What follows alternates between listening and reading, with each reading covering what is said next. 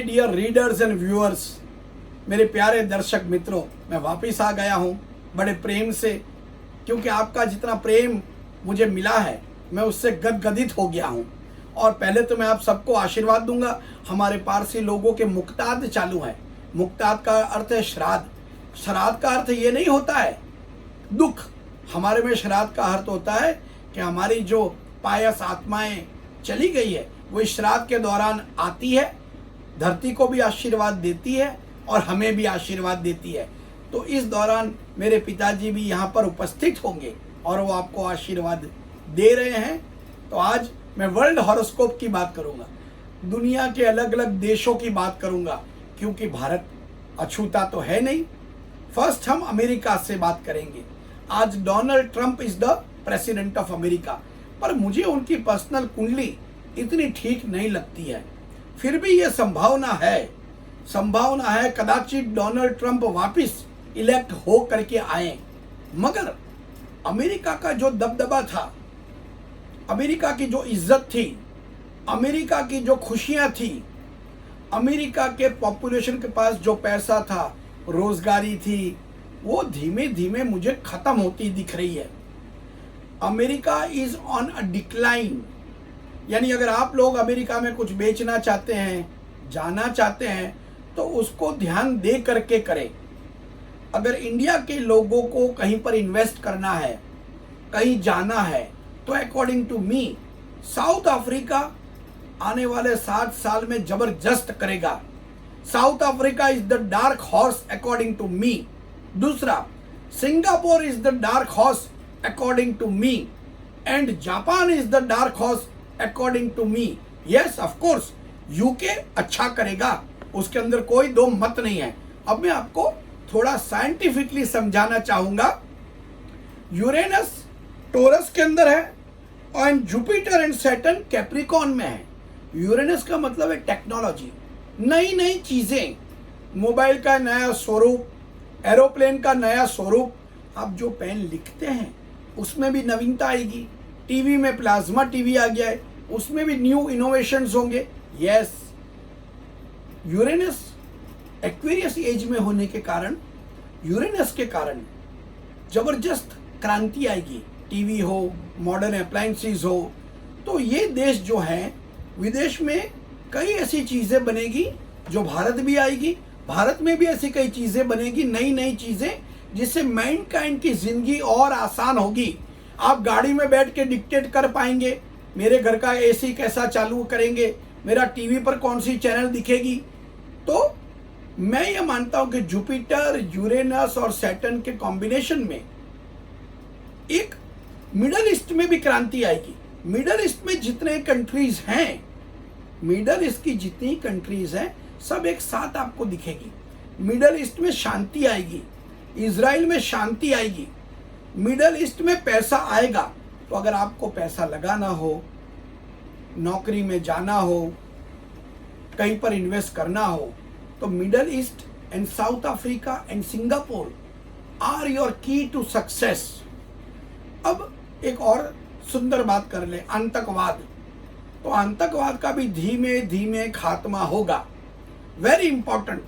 कोई माने कि ना माने, भारत वो स्थिति पैदा कर देगा, भारत वो स्थिति पैदा कर देगा कि पाकिस्तान, जिसके ऊपर हम कभी भी विश्वास नहीं कर सकते हैं और करना भी नहीं चाहिए, उससे रिश्ते सुधरने की पॉसिबिलिटी है। पॉसिबिलिटी, मैं कहता नहीं हूं, हमें सावचेती रखनी ही चाहिए। दूसरा, चाइना, चाइना के साथ तनाव कम होते हैं, तनाव बढ़ रहे हैं, तनाव कम होते हैं, तनाव बढ़ रहे हैं। मगर चाइना कितना भी शक्तिशाली हो, वापिस कह रहा हूं, भगवान से शक्तिशाली कोई नहीं है। Nobody is bigger than the stars. Hitler तो महाबली था। हिटलर की सोच भी ऐसी थी कि मैं पूरी दुनिया पर राज करूंगा।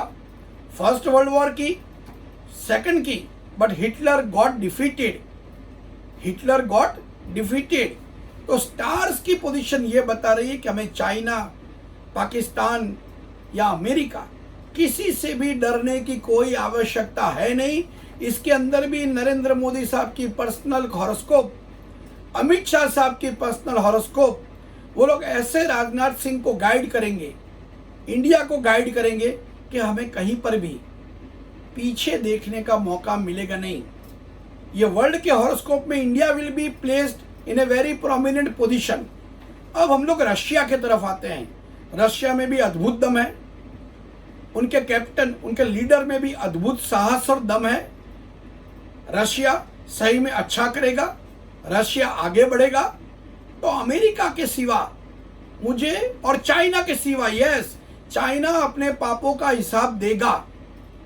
चाइना ने दलाई लामा के साथ ठीक नहीं किया, दलाई लामा के साथ, तो चाइना जो super power, great, big, I am the boss, ये आई एम द बॉस की थियरी खलास हो जाएगी। और क्या कहते हैं, इजराइल में शांति आएगी, मिडल ईस्ट में शांति आएगी, सिंगापुर बहुत बढ़िया करेगा। और आने वाले 5 साल विश्व में भी बेरोजगारी कम होगी, विश्व में शांति होगी, इंडिया में शांति होगी। तो आने वाले 5